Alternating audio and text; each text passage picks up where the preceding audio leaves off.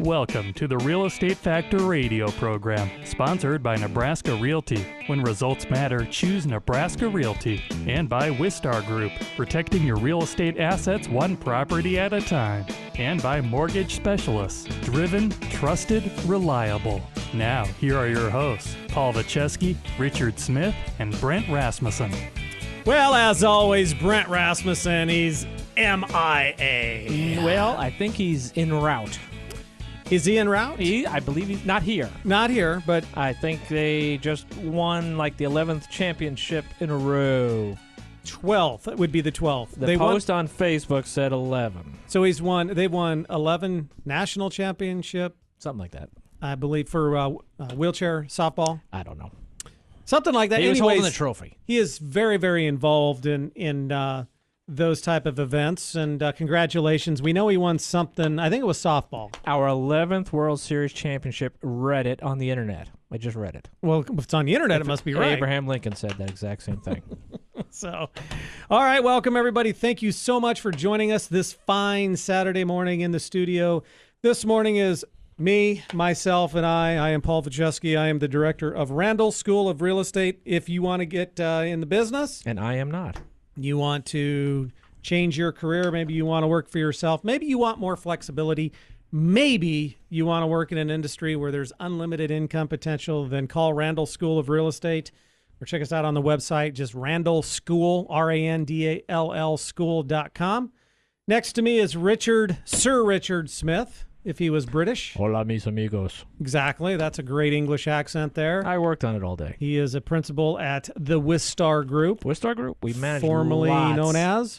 CPM Realty. That's right, or Certified Property Management. Or certified. And you guys manage a buttload of properties. I would not classify but I would say quite a few. A lot. A lot. A lot of doors. A lot of Hundreds. windows, a lot of keys. I do, for full disclosure purposes. tenants. I do occasionally show some of your rentals. You do? In fact, I think I might have got a contract here yesterday. Ooh, I time to believe so. celebrate. Yeah. I'm pretty sure. Maybe 2. Another one, huh? I think I might have 2 under. Yeah. I heard you pretty good. So, We got a comment card or two on you. I made it up. well, that's good. Yeah. Somebody is. And then we got Nick, our producer, who comes and goes whenever he wants. You were MIA last week. You were at the... He was eclipting. Were you eclipting? Yeah, grab the mic there. We want to know, did you go to where it was complete total darkness? Yes, I was on the path of totality in Wyoming. Wyoming? Yeah. Was it cloudy? No. I heard it could have been here. That's It was why I kind of went there. hazy. Yeah, so but- it was not cloudy at all there. Wow. It How was cool. Fun, yes. You do know that is on the internet, and it's right because it's on the internet, that's the sign of America's apocalypse. Uh-oh. And there's people already saying, look, right after the eclipse, we got a hurricane that's going to destroy Texas or What? something. Are you kidding me? I know. That's exactly. It's on the internet, so it must be true. Yeah. 33 days between now and September 23rd. Lord. He's stuck on the 33. He's stuck on the Well, 33. good for you. Welcome back. Your other guy was clueless until I don't know what. Luckily, he came in early because we started right at 11. He but did. Good. He came in 33 minutes early. 33. Exactly. That's See, right. see what's going on here? Well, welcome back. We're so glad that you're here. good to be with back. us. Yeah. Then in studio is Chris Pierce. Chris is a good friend of mine. I've known him for a long, long time. He used to be a Democratic operative. Oh, what does that mean? He was you the state chair? No, I was the county party chair. County party chair for the Democrats. Right. A long time ago. A long time ago. And then In political terms, a long time ago. he became a Benedict Arnold and flipped to the other side, the good side, the right side. Well, I flipped to the side that I had more in common with than staying with the side that I was kind of alienating myself in because of kind of my own philosophy. But So they had to get a new secret handshake over at the party. they did, huh? they did. But they didn't change the door lock, so not enough money. So Well, he announced this past week that he's going to be a challenger for the office, the assessor / treasurer's no, or assessor, deed, register of deeds. Register of Deeds office. They kind of merge those two. Diane Battiato currently holds it, and we're going to talk a lot about that, things he thinks he can make changes in. The one thing about I tend to vote party line in the major offices because it does matter. Mm-hmm. The one thing I found about the county, like the assessor's office or Register of Deeds or the treasurer's office is. Those are customer service, more customer service type deals. Like, I hated Julie Haney. Forgive me, Lord, but I did. I absolutely, I was in the military at the time, stationed here when they came out with Hal Dobb the first time came out with this sticker you had to have if you were a non-resident, which I was Alaska resident, and then trying to get my plates. And I called her because there was confusion. No one could give me the sticker, and she berated me. It was awful. And then went in about it. She doesn't think it's fair and all. Anyways, I voted for John Ewing a couple of times because actually when he got in, he turned the office around. I remember going the first time I had to go back to the register or the treasurer's office. Man, that was quick. He instituted some stuff. So I always see it as a customer service thing. So party line really with me when it comes to those things. I want the best person that's going to give me the best service. I don't care who it is. Selfish. Right? Selfish. I am. Exactly. So And you forgot to mention I also used to be a real estate agent absolutely. here in the area. So We're there's some common ground here. There is. We're going to talk about all kinds of stuff, but we're going to do that after the first break. So, All right. Can I ask him about Aleppo? you certainly can. Is that like a government acronym? You do remember you? Oh, I do. And if I'd have been him, that's the first thing. Is that I like it. I like it over fettuccine, but not so much spaghetti. I feed it to my dog Aleppo. All right. So it is a real estate show, and the reason I decided to have Chris on is because he is running for that office, and that does impact the real estate community behind the scenes. It's not something that you're going to see on the front end, buying, selling, renting, and those kind of things, but it does matter on the back end because, when you're filing those deeds and those type of things, there's a process in place. At least the last word that I heard, this was 2 years ago. I don't know if it's been corrected, but the Register of Deeds was months behind, and it was kind of a mess. You'd call down to try to get title searches and stuff, and there was some issues with it. Granted, that was before Diane was in office. Roger Morrissey was a disaster. Oh, Lord. He was. You're filled with hatred And, today. You're dropping names No, and everything. I'm just being truthful. Again, it's customer service, type department. But anyways, the numbers are out. Is it a good market, bad market, fast market, slow market? What do you think? For what, sales or rentals? Let's start with sales. Sales. I'm going to say the sales are slowing down. Well, interestingly enough, currently this is active listings right now. And this is as of let's take a look here, July 31st, August 1st. So, 2,536 active listings. Same time in 2016, there was 2,732. So we have less inventory. Yep. There was 3,200 in 2015. And what do we say, 1%? We needed 1% at any given time, so it's about 4,000. A healthy market is actually the size of Omaha is about 3,500. That is a strong, healthy. Maybe you could go up to 4,000. I figured 1%, 400,000 folks in the area. Yeah, well, the metro area is 1 million, but well, we don't have 10,000. There's no way that's going to happen. No. Probably 4,000, 3,500 to 4,000 is a very healthy, strong market. In 2009, 9 and 10, it was sometimes up to 8,000. Very, very. That was a bad time. We have the lowest inventory of foreclosures right now. Yes, that's a true statement. That is true. So there is. We're still the inventory is very tight. The interesting thing is closings are down. 2017 year to date versus 2016 year to date, down 1.1%. So there's less closings, and I think that probably means that. Do we have a bigger picture here? Are you a prognosticator at all? Are you just repeating numbers? Or are you telling us we're going into a direction? What do you think? Well, you have to look at the rest of the data. So the average sale price is $221,000, which is up. Makes sense. So what that tells me is with the average sale price being up, days on market still being down, and the number of closings going down and the number of available units, that means it's an inventory issue. It is an inventory issue. And on the rental side, obviously, it's strong. It's a pretty strong. I think the rents have been firming up for quite a long time. Right. And which makes sense because the people that are tired of losing houses in multi-bids, whatever, they're saying, yeah, I'm not going to pay because they're going to pay premium dollar. They're going, I'm going to rent for a while. You could take a number if you are an economist or a statistician or somebody, you can take the number and you can consistently say we need to have X amount of growth because the nation's population is growing, and you can overlap these numbers, and you can actually come up with something, I think, a reasonable number for, you throw in the interest rates, you throw in GDP, you throw in unemployment, you throw in all these factors, and you can have a pretty good idea. It would actually be a pretty stable market in the way we got going now. I think what's going on, part of what's going on is, you know how we don't have a number of folks crossing the border, undocumented people? Right. You got some folks that are leaving. I think that's causing a problem with the housing, is that the housing's, I think a lot of those folks were in the housing industry, and now they're not there. I would say this. Just think about this. So I think most, and this is being very rhetorical because I don't know, but just based on my experience in the Omaha area, a lot of those folks rented. There were some that bought, they purchased homes, but a lot of them rented. Mm-hmm.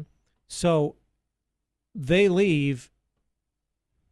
That creates vacancies within the rental community, but we have the backflow of these people Mm-hmm. that they can't find. They feel that the housing is outpriced. They've outpriced the housing. They don't want to buy. Price points are too high. Whatever the case may be, and they're getting into the rental market, long term, short term. It doesn't. They've kind of backfilled those vacancies. Imagine if those potential buyers weren't in that market. Mm-hmm. Another thing is with the inventory being low, seems like parts of Omaha are getting cleaned up, fixed up, and some other parts of Omaha are getting cleaned up, fixed up real quick. Right. No, that's a good point. The Leavenworth Street corridor, Mm-hmm. that's getting built up pretty healthy. Now, I know they got the Med Center now. Sure. But that's going at a pretty good clip. It'll be interesting to see. Remember last week we talked about, did you hear about the Mutual of Omaha looking for a new place? Negative. Yeah. You mean Anybody? headquarters-wise? Yeah. Where are they going to go? I don't know. Where are they going? Any comments? Well, I've heard the same thing, and It was in the paper. I think some of the strategy is to bring them downtown. Oh. Yeah. Start doing some downtown fill, because there's been many projects that have had high hopes but have kind of vanquished. Mutual of Omaha, they're rock solid for the community. So if they can get convinced to go downtown, that's going to be a rock solid downtown fill. Absolutely. So the apartments down there, the condos, Mhm. they're going to start seeing them go Yep. through the roof. I mean, I live on, out by Millard North.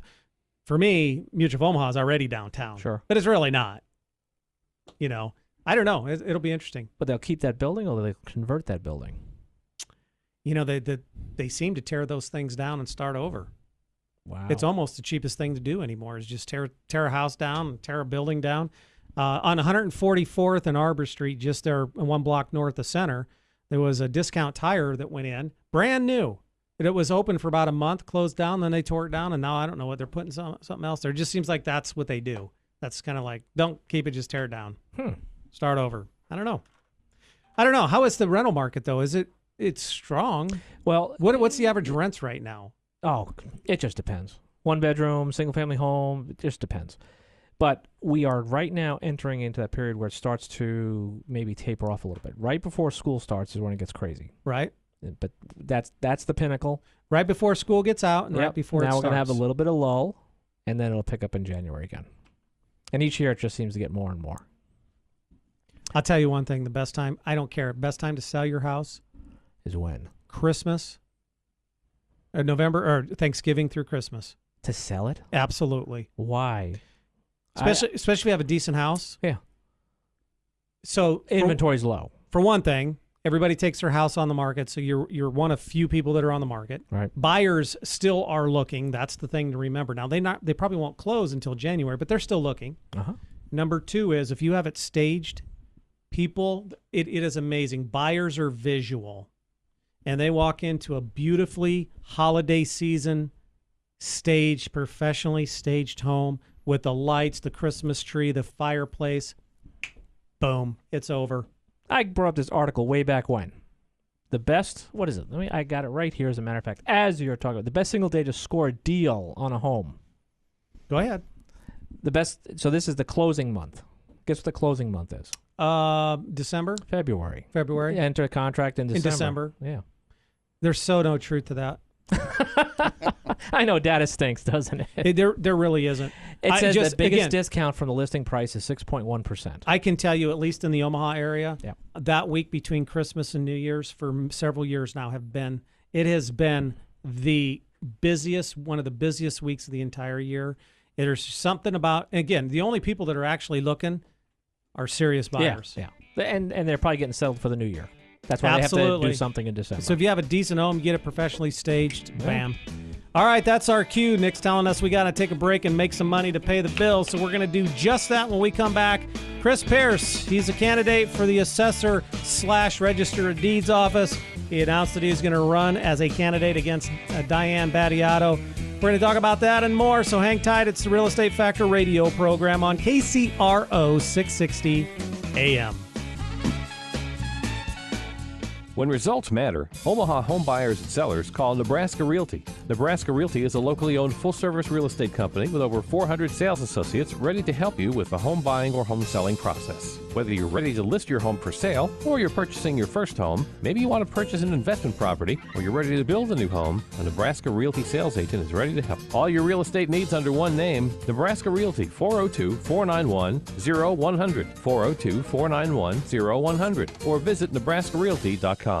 Are you ready for a career change? Want more flexibility? More time to spend with the family? Would you like a career that's gratifying and rewarding? If you answered yes to any one of these questions, then a career in real estate sales may be what you're looking for. Randall School of Real Estate is Nebraska's most trusted real estate education provider of real estate pre-licensing and continuing education. In a matter of weeks, Randall School of Real Estate can have you prepared for a new, exciting, and rewarding career in real estate sales. We have evening and weekend classes starting every month. Call us today to learn more about our real estate licensing programs. Randall School of Real Estate, 402-333-3004. That's 402-333-3004. Or visit our website at randallschool.com.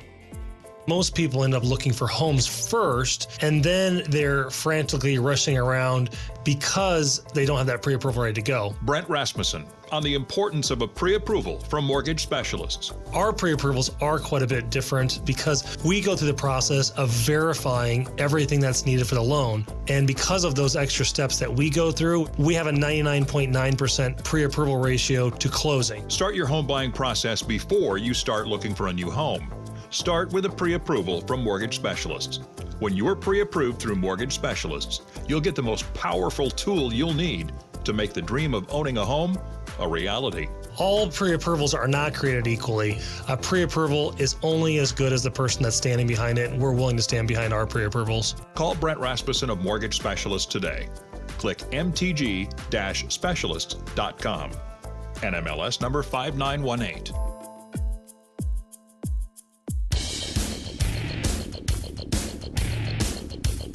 Paulie's back in town.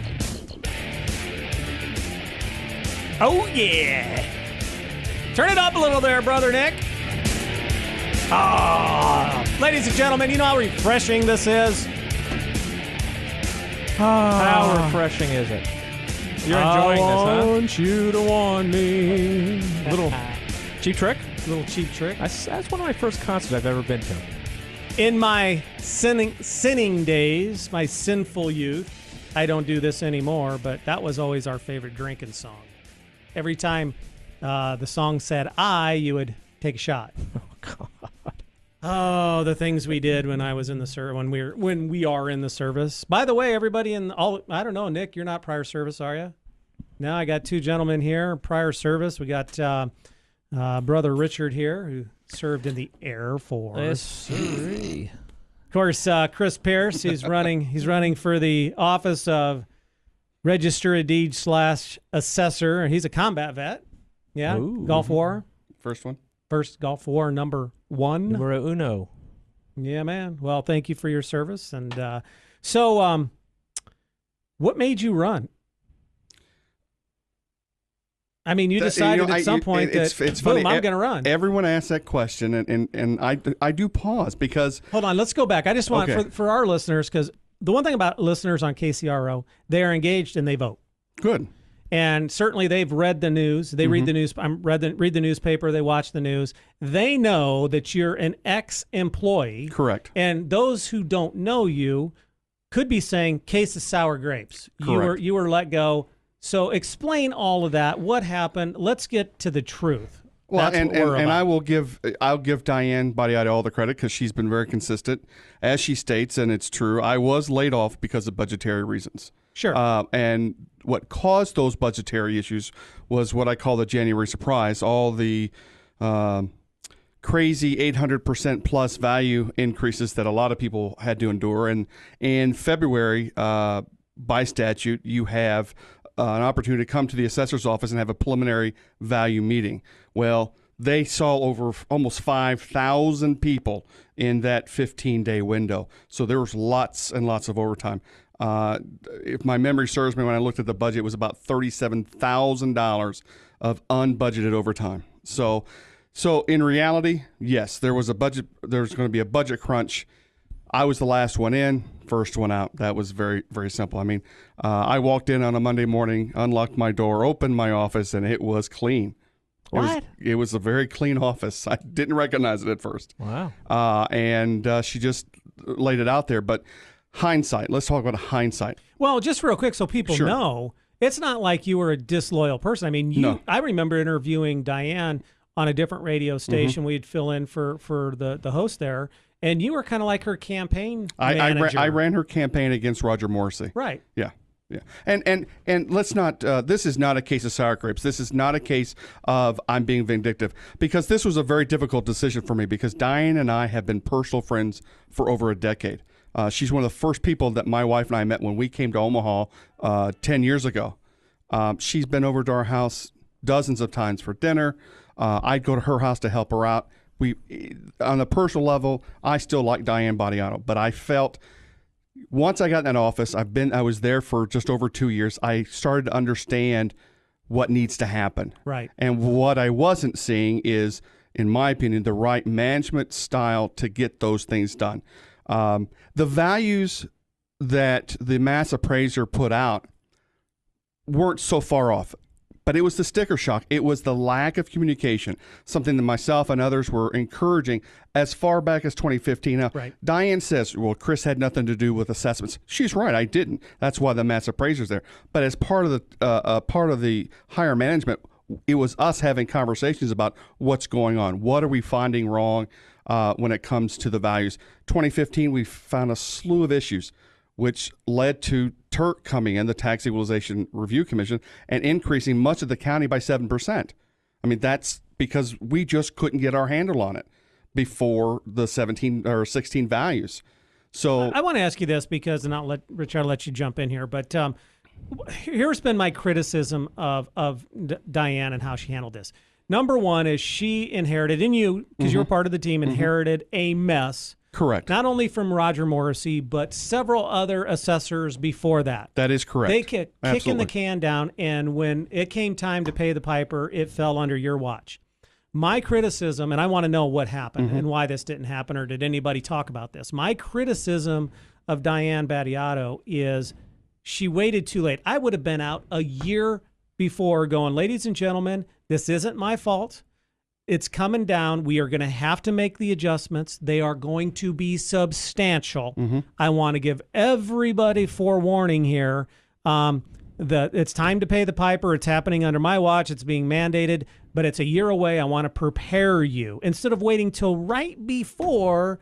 I mean, certainly she had the right to do it, but why wasn't that conversation had a year before? The conversation was had. Okay. Internally, there was that conversation about, and some of us, and I was one of them that said, here's a perfect opportunity that was missed. In June of 2015, Diane had her first press conference. We called it the State of the Office. It was the first press conference with the combined office. My first draft of notes was, let's talk about what we have found in the modeling, in the data. Let's talk about what we found, what problems that will cause, and what we are planning to do to fix it. Because that would have given people warning that this isn't just just the assessor doing their job. We found, as you said, a mess. That wasn't where she wanted to go. She wanted to talk about how the staff were great, and they are great people down there. They work very, very hard. She wanted what I call the roses and tulips version of what's going on. So we started having that kind of a conversation about, let's talk to people, let's at least talk to the county board. But that's not Diane's management style. Diane's management style is, I don't answer to them. I don't need to communicate with them. I'm going to do my job. Yes, she does her job, but it's not just about doing a job. It's how you do that job. Sure. And you have to think about, when you do your job, how it affects other people. Because we had disabled vets, we had people with a homestead exemption scared out of their mind that they were going to lose their home. I mean, and to me, that's a disservice. That is an out disservice to the community. So those conversations went on. And I know that they happen with the appraiser section. I know they happen with the core management team as we got together and start talking about what was coming. And I think maybe part of her process was, I'll get the numbers right. They'll be at 99%, but I'm going to point the finger backwards. Right. You can't do that far into your own term. People don't even remember who the previous assessor was at that point. So that's kind of how it rolled out. When you said homestead exemption, for the folks that don't know what that is. Okay, the homestead exemption is a program in Nebraska and there's various categories, but originally it was for those over the age of 65 that become retired on fixed incomes. And what it does is, based on your retirement income, based on the value of your home, you can be exempted from property taxes. Now, the state picks up that tab. So if you are approved through that program, Douglas County gets that money, but it comes from the state. So the taxpayers of Douglas County don't miss out on that, but it comes out of somewhere, and it comes from the state. Paying it. But you still end up paying it one way or another. But that money comes from the disabled vets who are 100% service connected are part of the program. Disabled development disabled can qualify for the program. So there's various categories, but it's basically to help those that really can't afford but don't want to lose their home. Wow.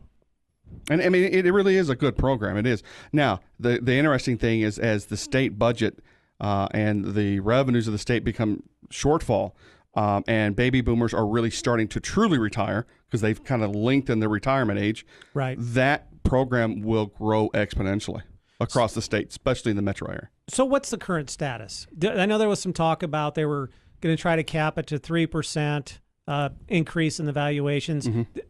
What was is there a final analysis or a final thing that they finally came out with? Well, what finally, after many weeks of what I would call contentious conversations between the assessor's office and the county board, and there was lawsuits. Absolutely, I didn't appreciate Mike Boyle's grandstanding.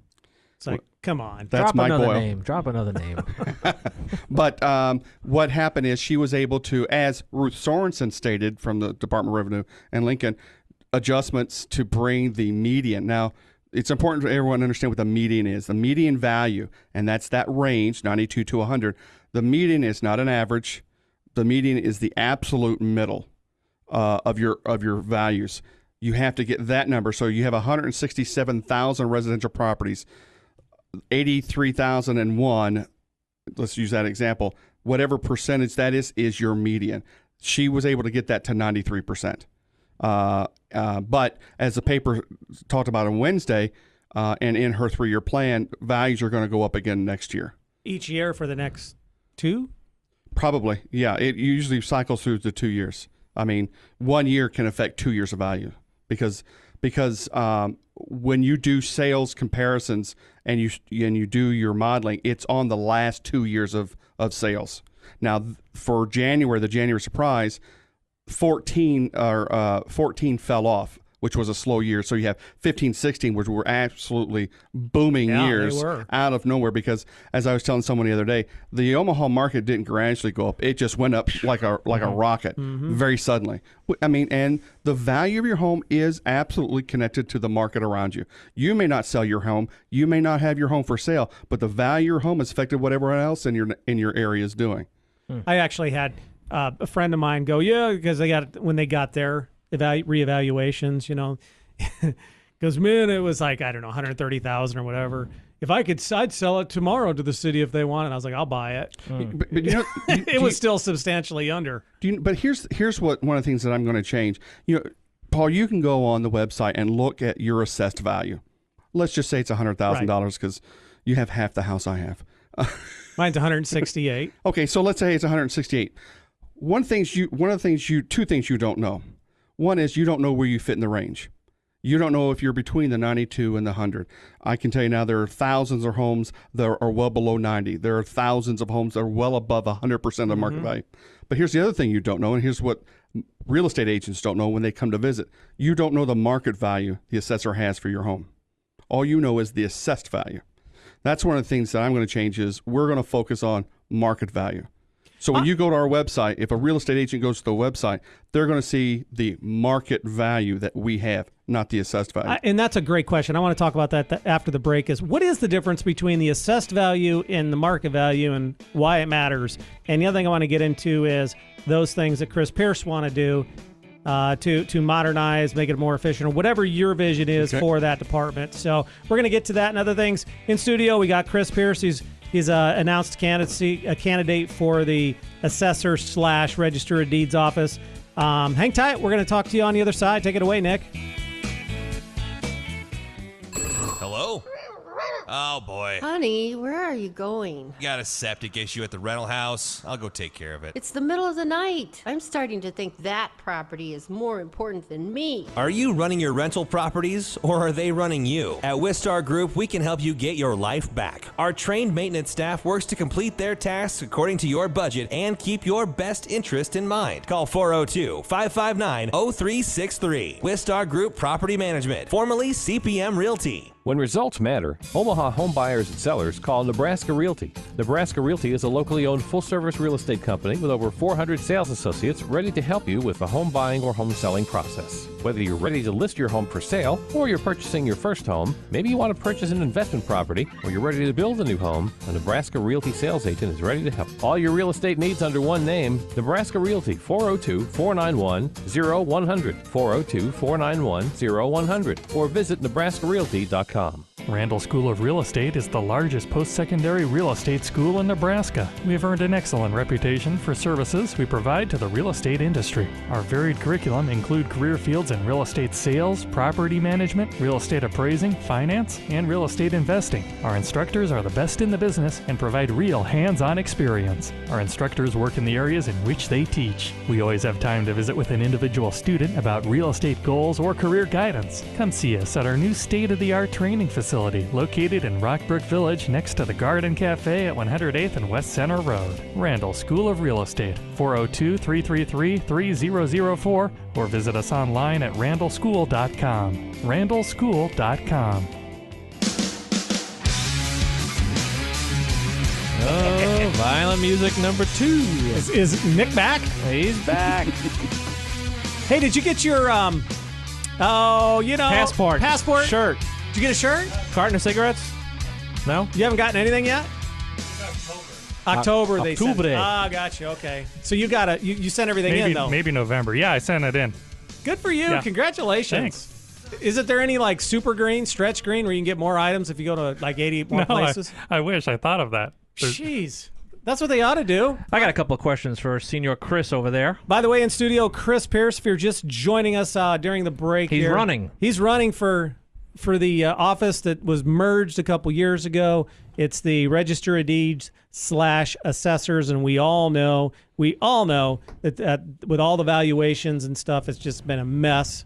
The news has been chaos every time we talk about it. A lot of people, hundreds of thousands of people's lives have been impacted, whether you're an investor or whether you're an owner occupant. But he's running. He announced on Tuesday. That's right. You're going to be running against Diane Battiato, yes. And we appreciate your time coming in. Well, thanks for letting me come in. Oh, you bet. Got two questions for you, two-part question. First, have you, any members of your family or of your election staff colluded with the Russians? That's a great question. It's a delayed Not question. a first-generation Russian, no. Because you're Republican, right? That's right. So we got to ask. No, I have not colluded with anyone from the Russian Federation. Nick, is this being recorded? Okay. I hope not. All right, we put that away. Is this live? Hold on. We'll put that away. All right, so if and when you are successful in your campaign, you go in for the first day or for the first week, what's your top 2-3 things that you got on your menu list that you really want to tackle? Actually, the first thing I'm going to have to do is I'm going to have to look at the preliminary values that Diane will have already set for 2019. Because basically that work will be done, and the preliminary values for that year will have to be posted by January 15th. I would take office, I think, the 8th or 9th of January. So the first thing that's on my plate is I want to review as fast as I can those preliminary values, because they won't be mine, but I'm going to have to defend those. So that'll be the first thing I'll do. And when you say preliminary values, those are the values that come out in January.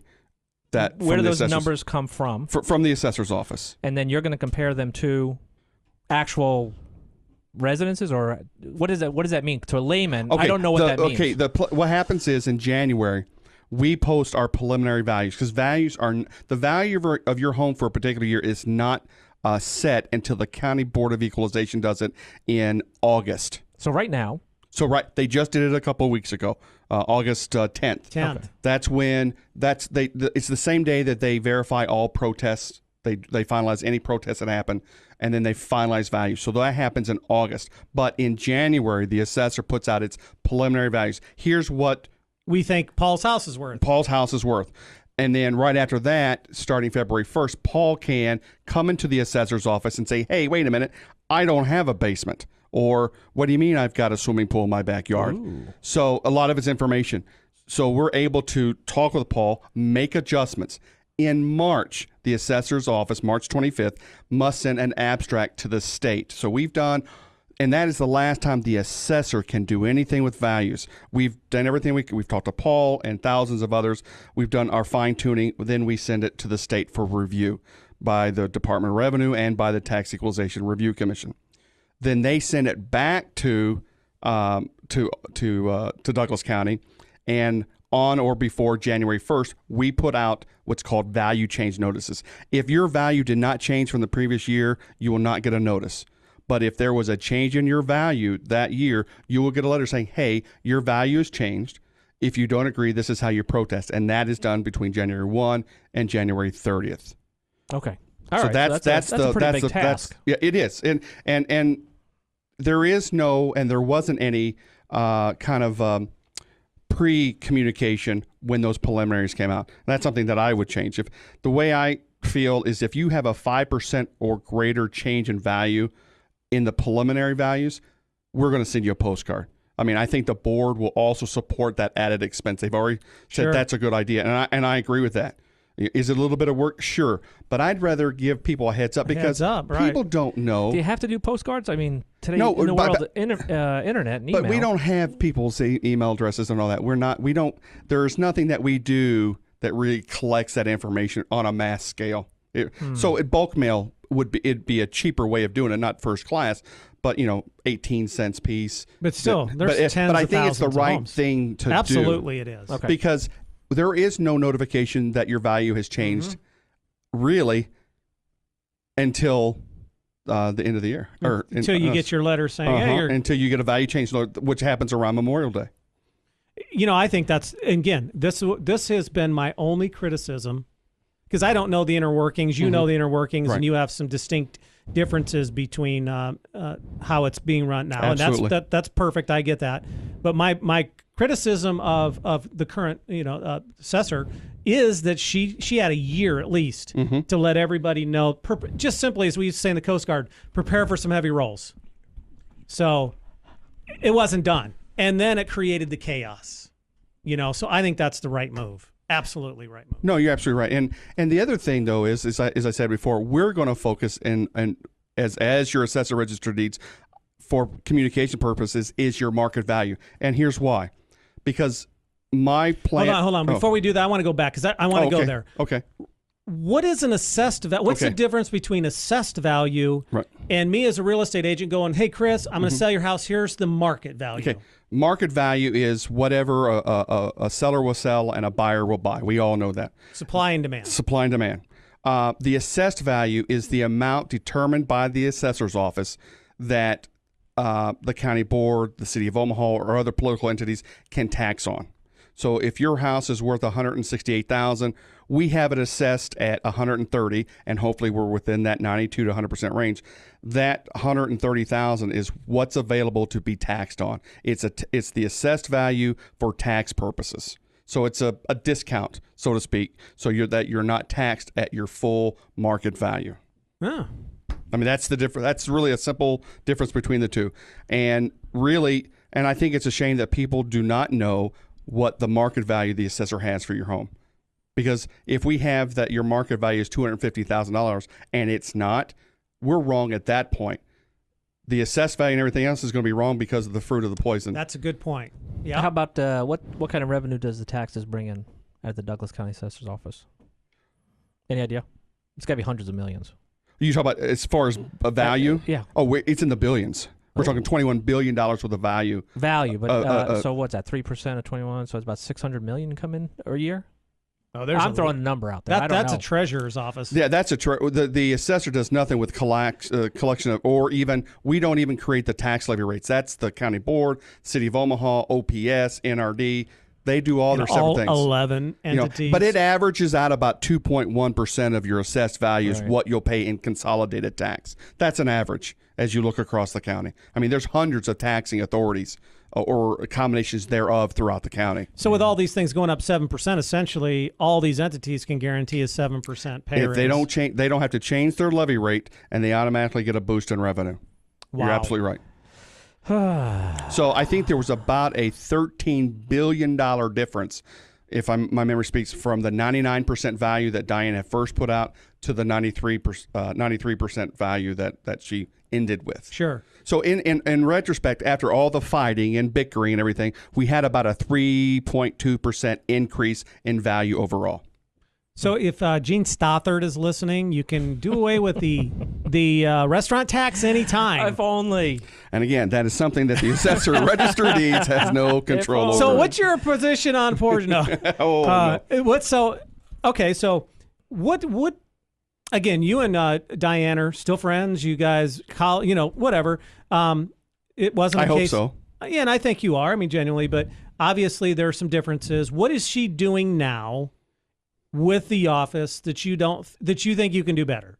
Well, the first thing is the focus on the market values when it comes to the public. But one of the big changes that I'm going to have is all residential property will be valued at the 93%. Period. Flat. I don't care what house, where it's at, what condition.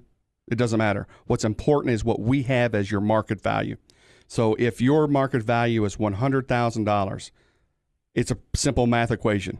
You don't even have to think about it.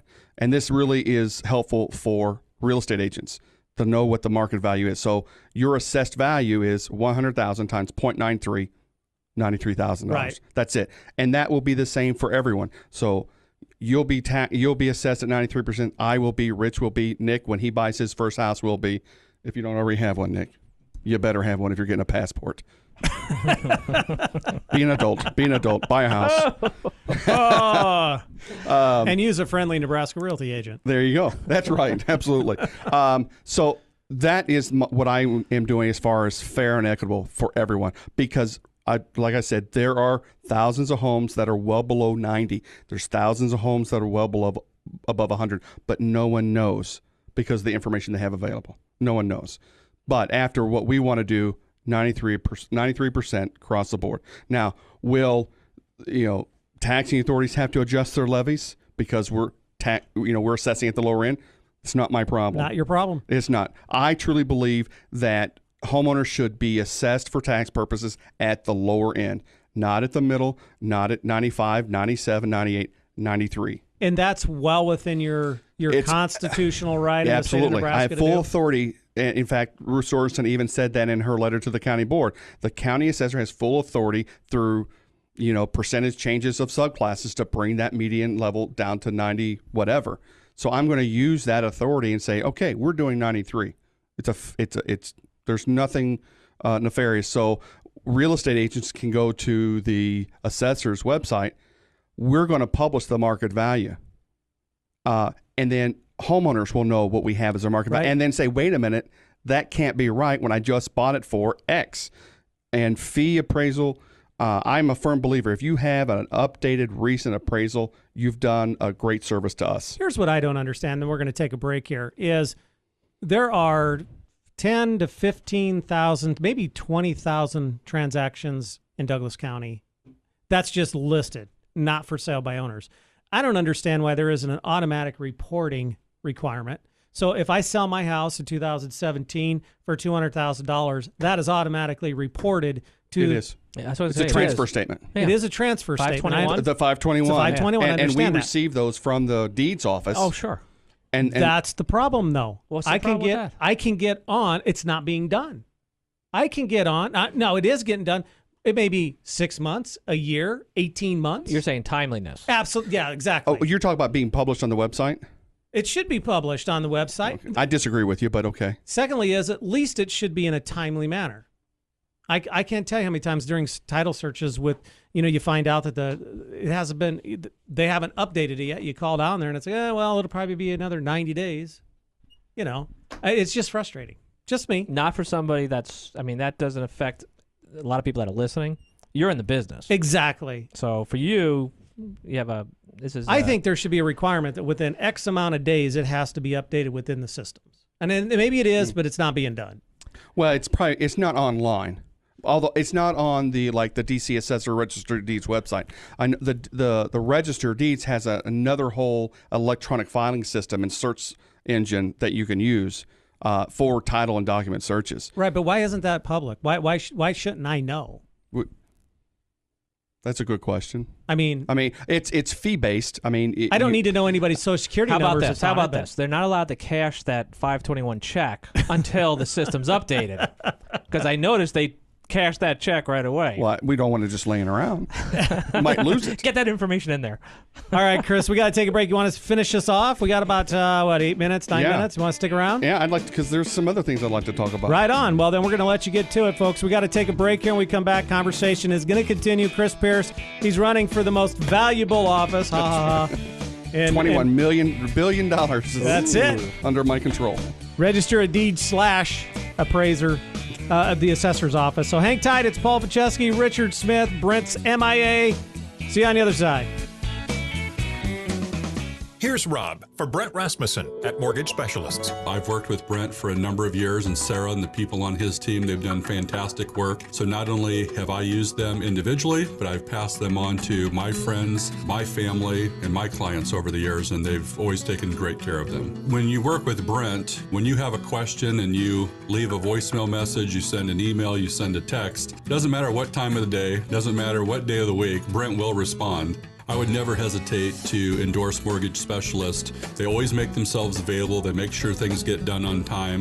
The fact that they can represent many institutions, they can shop the market and actually provide the lowest and best mortgage for your needs. They go above and beyond. Brent Rasmussen has helped hundreds of people become homeowners. Click mtg-specialist.com to find out more about Brent and what he can do to help you become a homeowner. Mortgage Specialists. Driven, trusted, reliable. NMLS numbers 5918-2424, 1145745. I never thought I'd leave this place. Hard to believe it's already time to move. At Wistar Group, our goal is to improve the lives of our clients, residents, and the community we serve. It's perfect. Plenty of room for our next little bundle of joy. Whether it's your first time on your own or you need a place for your growing family, Wistar Group has what you're looking for. Call us today and we'll find the home that's right for you. 402-559-0363. Wistar Group Property Management, formerly CPM Realty.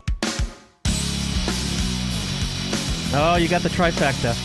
Absolutely. You got the trifecta. Nick, thank you.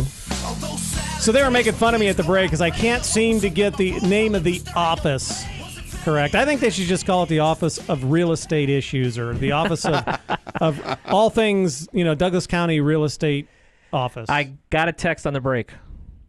Let me read it. It doesn't have the last name. It's got first name is Diane. It says, "What color is Chris's car?" Oh. Is that from Igor Ivanovichkov? No, He's in it La says Vista. Diane.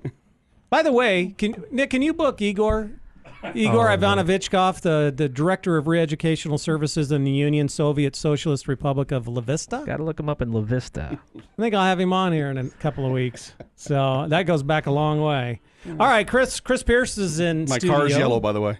He is running for the office, the assessor's office / register of deeds. Is that the correct? It is the assessor register of deeds, absolutely. Okay. So A-Rod. The slash is silent. Yeah, well, I like to put slash. Just think of A-Rod. So before the break, you said there's a couple of other things you really want to get out there. So Well, I think, we talk about management style, and I'm not afraid of hard work, but one of the things that really affected us last year in 2016 was when Turk came in and did those sweeping increases mandated by the state. And the reason why they were sweeping is because Douglas County was only divided up into seven market areas for residential. And that's not a Diane Bodiato problem. I think that even preceded Roger Morrissey. It's a map that was created at some point in time when they were still using chisels and making wheels of stone. But she did come out on Tuesday when she had to submit her 3-year plan, which is statutory required, with a new map with 17 new market areas. And they were organized by high school enrollment demographics. So if you go to Northwest High School, that whole area is a market area. I think it's a positive step. You go from 7 to 17. I'm not sure what high school attendance demographics have to do with, creating the value for homes. So I'm going to go to the level that I'm going to do is a market area will be a neighborhood or a development, such as Diamond Head. A market area will be Diamond Head. That way, the homeowners will be assured that I'm going to be compared to Diamond Head when you talk about the value of my home. And if there aren't sales, we'll find a neighborhood similar to Diamond Head. That's what we do. Yeah, that's and what appraisers do. It's exactly what real estate people do. The other thing that does is, let's say for some reason, we blow it, and Diamond Head, Turk says, needs to be adjusted. Again, the only thing they can do is they have to adjust the entire market, and they must put it at the 96% level. But they only can do Diamond Head. They can't do Nelson's Creek. They can't do Huntington Park. They can't do Seven Pines. Now, is that going to be a lot of work to do, and is that hundreds of market areas? Yes. Is the state not going to be happy with me? Yes, but I don't care because my allegiance is to the people of Douglas County, and by reducing those market areas, I got a better chance on my own with my staff of getting the right market values. It'll definitely be more accurate, and that's really what we want. Yes, absolutely. I mean, we can sit here and complain about paying taxes and all that, but in the end, I just want it fair. Yeah, and everyone that came to the county board to complain saying, I don't mind paying taxes so long as I'm paying my fair share and that my values or my assessed value, whatever it is correct. Here's the obstacle, something that I want to work on with homeowners.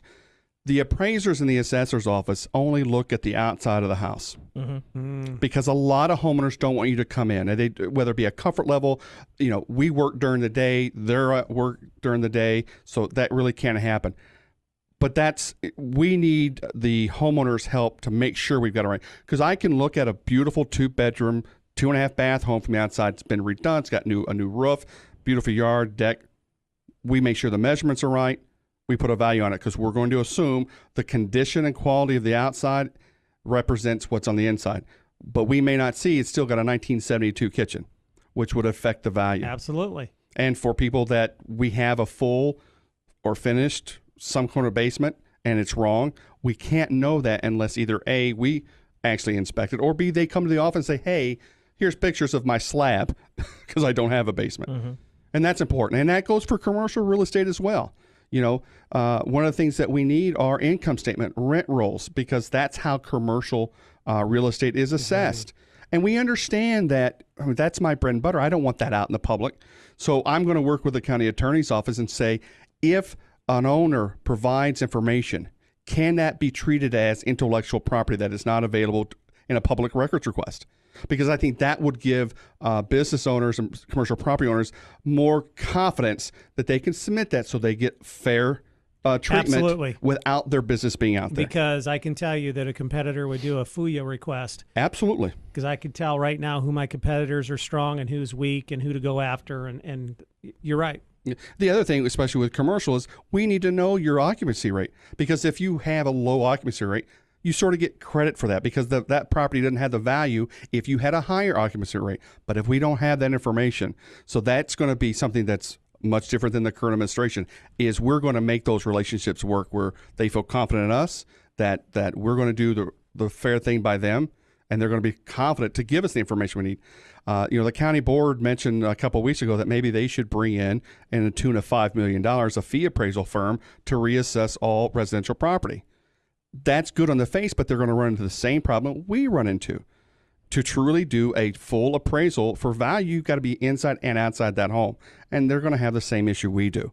So I think their thought process and intentions are good, but I think the assessor's office, if we get the resources we need, can fulfill that at a much cheaper price than $5 million. Yeah. I could do it for $4 million. We now have a bidding war. Just saved $1 million and you're not even in office yet. Look at this guy. I know. That's amazing. So, and the last thing I want to talk about is something that I've heard a lot around the county is I hate going to the Board of Equalization and I win, and the assessor puts my value right back up there, or sometimes higher the next year. Right. I think I constitute that as double jeopardy. So I'm going to propose a 2-year value change moratorium. So if you want it BOE this year, for the next 2 years, that value won't change. It will not affect the grand scheme of that 93% are keeping in the range. It's just not enough of them. But I think it allows not a reward, but a confidence that my job is not to be gotcha. And I think there's a perception, I don't know if it's actual or perceived, but there is a perception, in my opinion, that you're a target. Go ahead and challenge it and see what happens. Exactly. You win, and then we're going to jack it back up, teach you. Right. And if you do win it at the Board of Equalization, my office, and I pledge this right now, will not appeal to Turk. Because if I do, I just cost the taxpayers more money because the county attorney at Turk must represent the Board of Equalization, which means I have to have outside counsel. So for $300 an hour. Right. And for the money tax revenue and value change we're really talking about sometimes is so minute. Is it worth it? No, it's not. I don't have a big ego that I've got to win every battle. There is an appellate process that is the Board of Equalization, that is Turk. If they say we disagree with the assessor, this is what it should be. Thank you very much. Thank you, and we'll go on. We will go on. Yeah, if you don't like the process, change the process. Exactly. But don't sue. It's not okay to sue a resident of the state that you represent. You're absolutely right. When the final arbiter within that appeal process wins, I absolutely agree with that. So, one last question: do you get your own parking spot if you're successful? Oh, yes. Ooh. Well, I get a parking space within the garage if that's what you mean. So can I use it if there's a concert in town in the evening? That's what I was going to ask. There we go. Who's your friend? We're making deals already, aren't we? Listen, this $5 can go either way, to her or to you. Well, hey, Chris, I could use every $5 I can get. Trust me.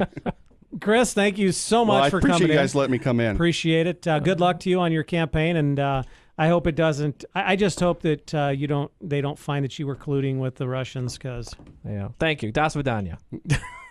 I just wanted to see if he responded, if he knew what I was talking about. He didn't know what I was talking about, so he's legit. What about Ukrainians? Are Ukrainians? No, not Ukrainians. Okay. No. He was like, what? Chechens, maybe. Chechens? Ooh. All right. So any campaign events coming up you want to? No. I just appreciate you guys letting me come involved. I appreciate you coming in. How do people get a hold of you? ChrisJPierce.com. It's Chris with a K. You'll find everything you need to know about us, and if you've got concerns, complaints, or even if you want to just vent, we've got space for you to vent to us. And Facebook? Facebook, it's you can search us for Pierce, the number 4 assessor, and you'll find us. Pierce like the street. Pierce like the street, 4 like the number, and assessor like assessor.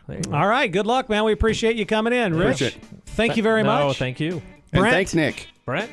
Thank you very much, Brent, for representing there. Yeah.